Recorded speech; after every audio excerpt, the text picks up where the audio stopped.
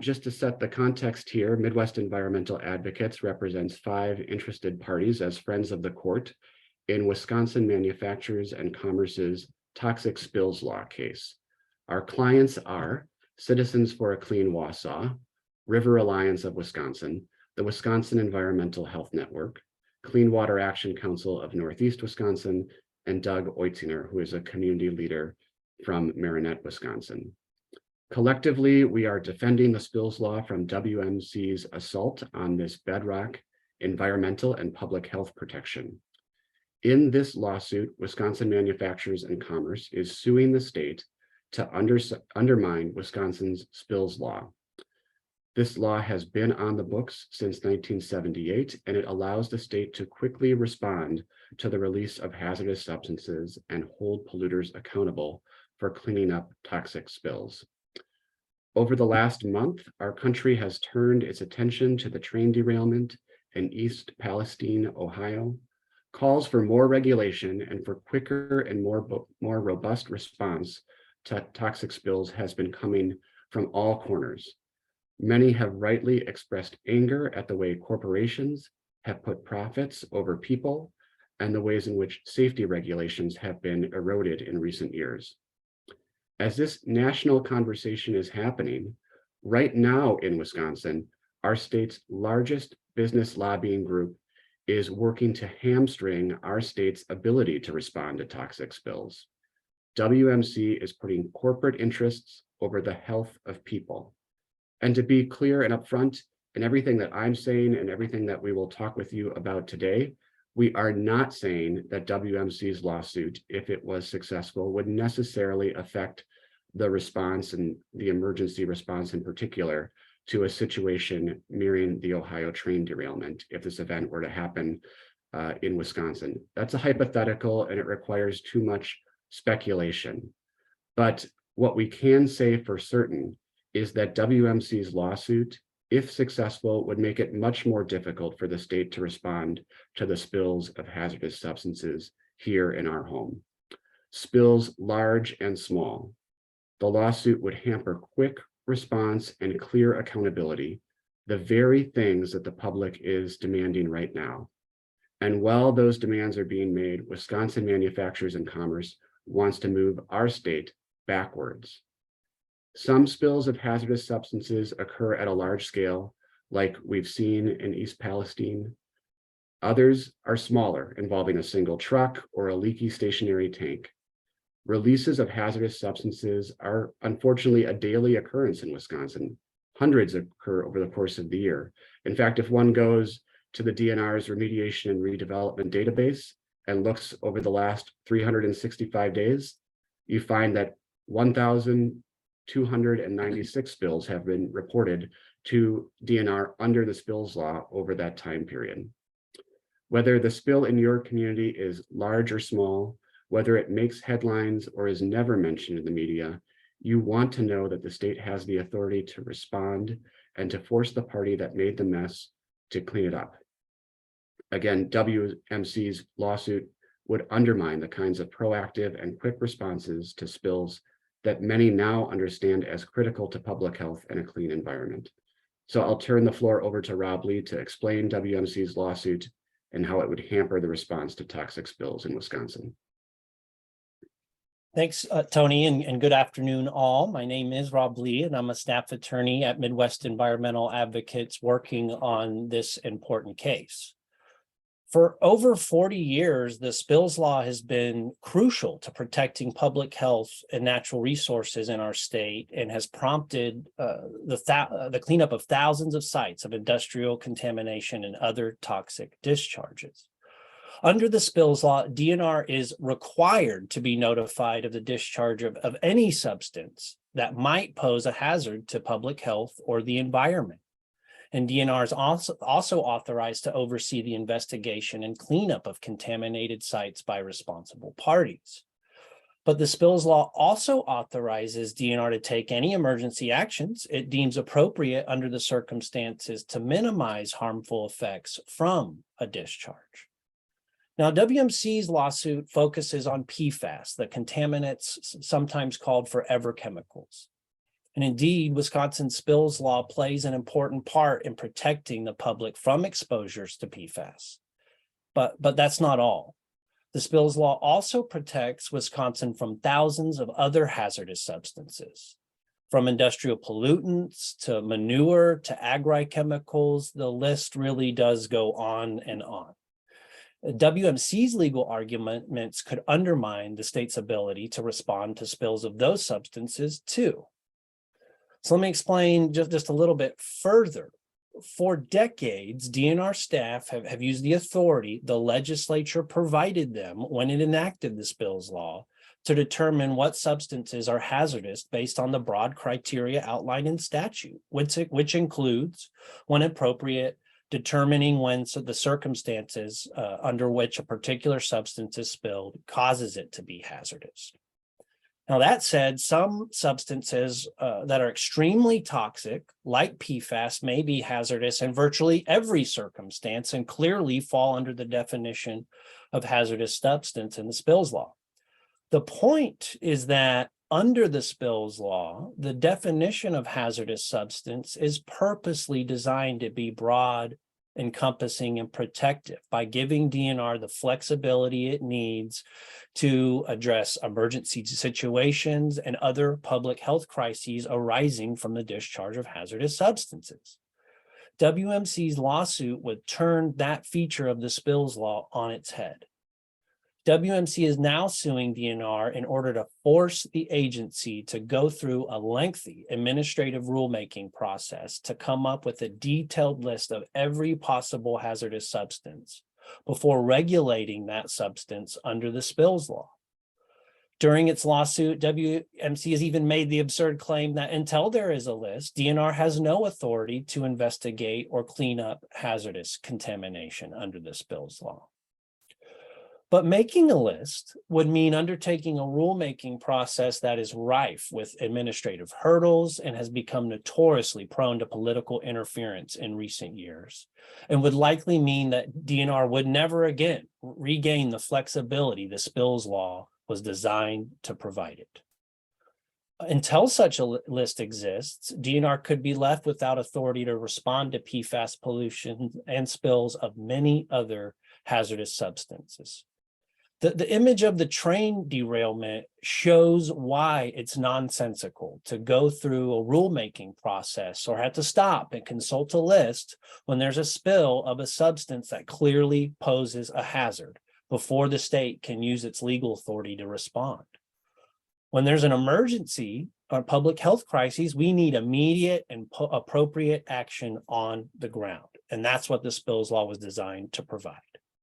So in closing, for my part, the regulatory failures that make environmental disasters possible don't happen when, for example, a train derails. That's not the moment of regulatory failure. That's when the failure is realized, right? The failure occurs well in advance when groups like WMC use their power to gut laws like the spills law that are designed to protect us all.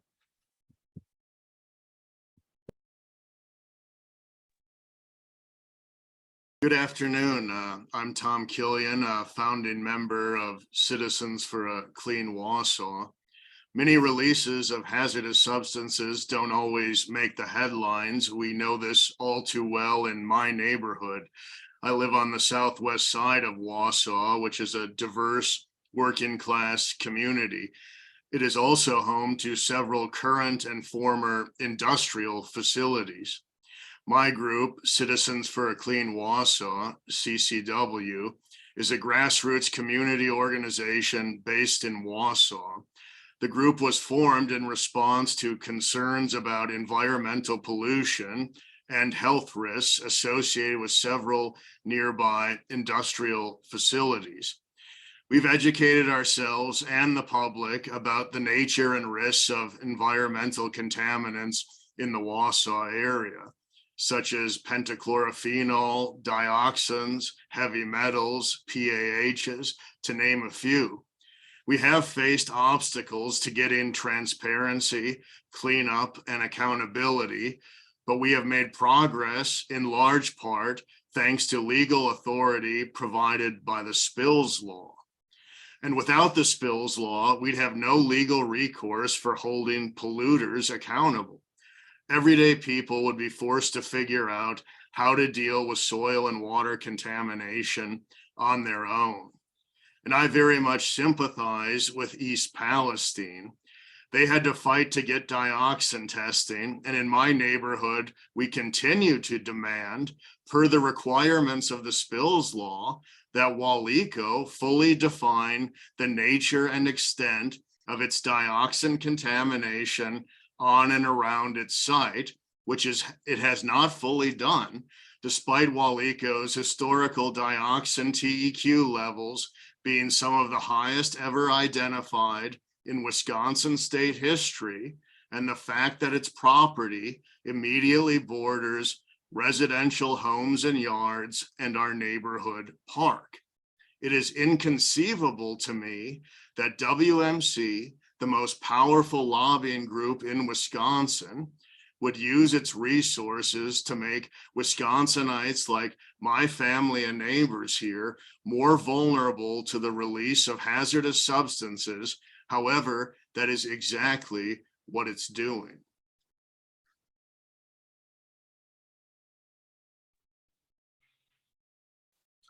Hello, my name is Doug Oitzinger. I live in the city of Marinette. I'm the former mayor of the city of Marinette, and I'm a current city alderman. In addition, I'm a member of Save Our Water, or SOH2O, which is a group that was formed to respond to the PFAS contamination in our communities. The train derailment in Ohio demonstrates that communities can be devastated by corporate pollution that they didn't know was in their community. No one knew in East Palestine that dangerous chemicals were passing through their community when a train derailment suddenly forced them to evacuate their homes. And the same thing here, no one knew in Marinette and Peshtigo that poisonous PFAS was routinely washed into the environment by Tyco Johnson Controls until they found out their wells were contaminated. No one knew that airports routinely washed AFFF PFAS firefighting foam off the runways from training exercises in Madison or La Crosse or Milwaukee or Rhinelander. If we lose the spills law, do we think that polluters will voluntarily report when they release hazardous substance into the environment? In my experience, advocating for my community, the work of holding corporate polluters accountable is not easy. Corporate polluters practice a strategy of what I call the 4 Ds: deny, delay, deflect, and deceive. Right now, the Wisconsin Department of Justice is prosecuting an enforcement action against Tyco Johnson Controls for the release of PFAS in my community, and that company's failure to adhere to the spills law. WMC's lawsuit would let PFAS polluters off the hook, period. They wouldn't have to report this. If we lose the spills law, in some cases, polluters will be free to never tell anyone what they have been doing.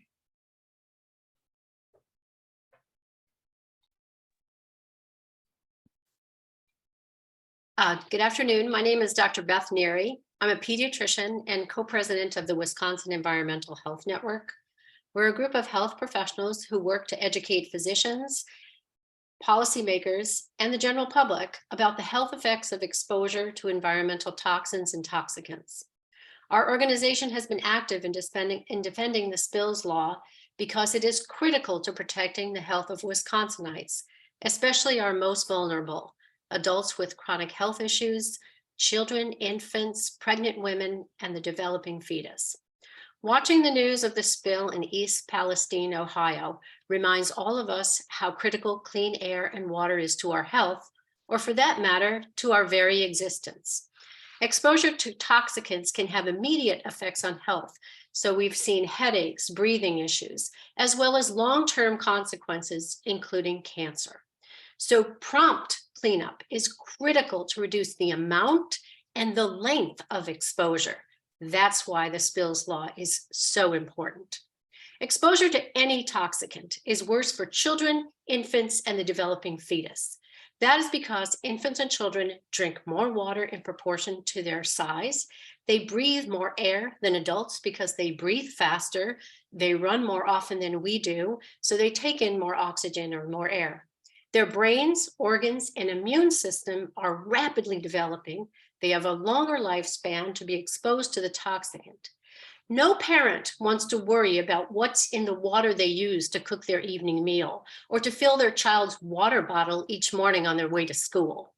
Because of the spills law, Wisconsinites are spared from long, drawn-out battles about accountability and delays in cleanup. And I said, there's a big difference between a short-term exposure and a long-term exposure. That is why the spills law protects the health of Wisconsinites, especially the most vulnerable. Thank you.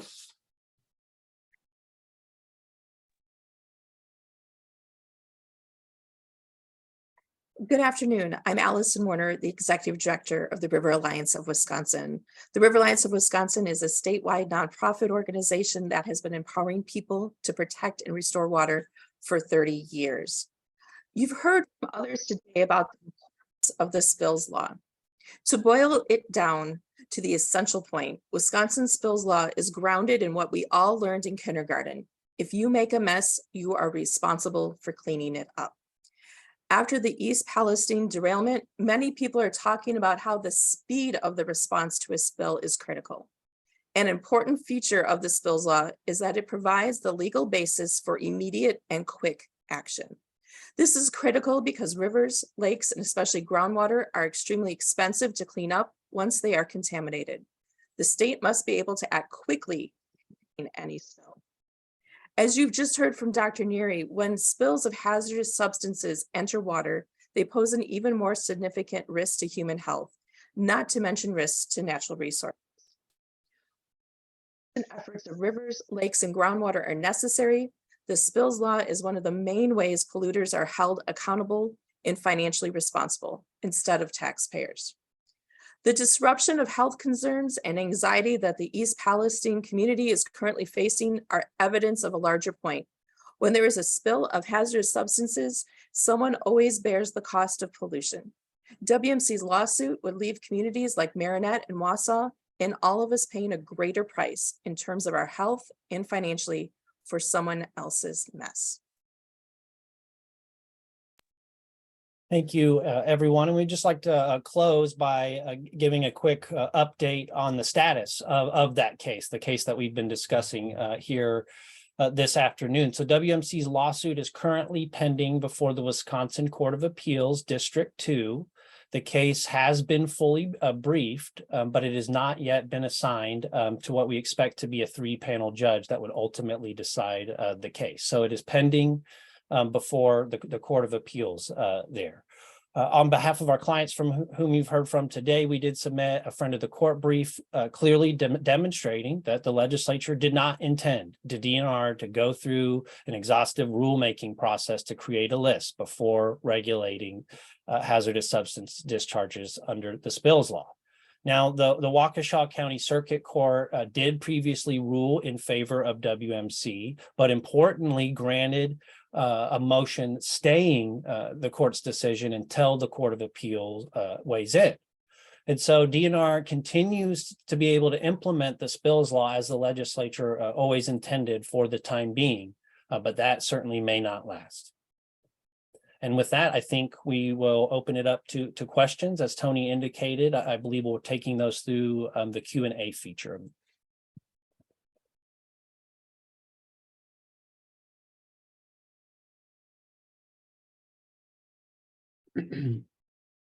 So far, we don't have any questions coming in, but we'll give it just a minute here because you might be typing.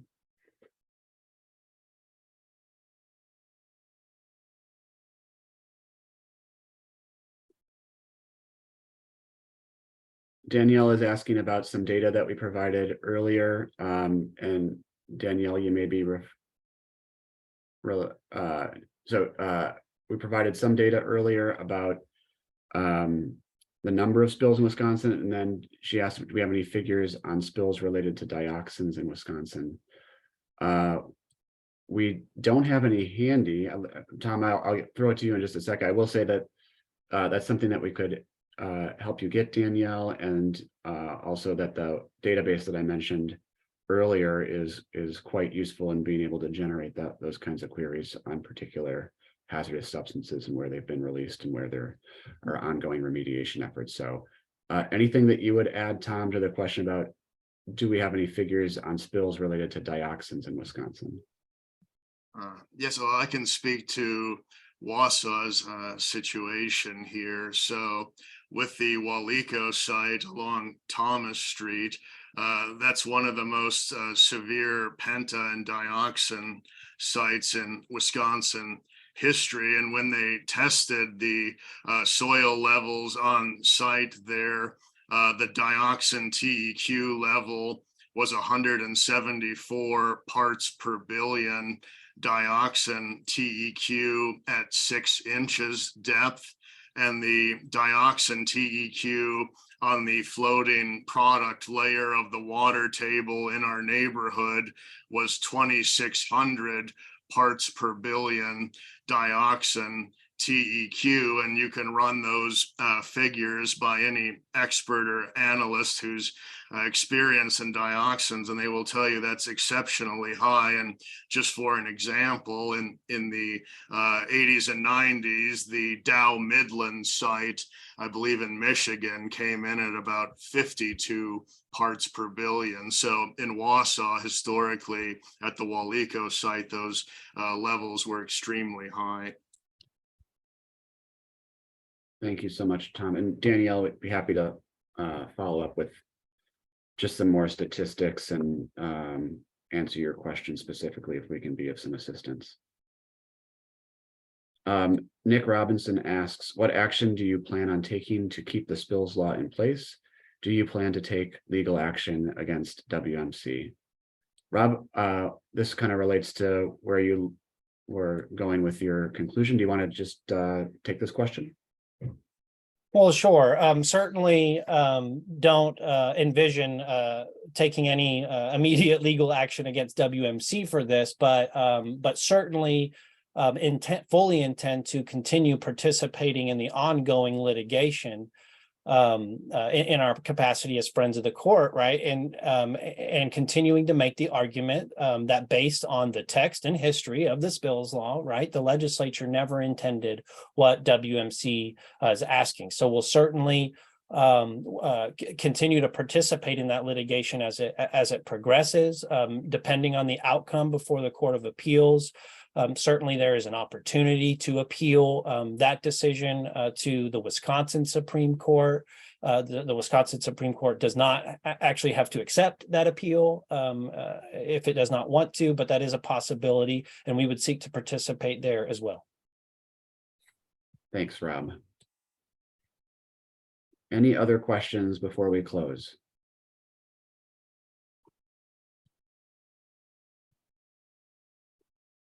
If not, I want to thank everyone for attending. I want to thank our panelists.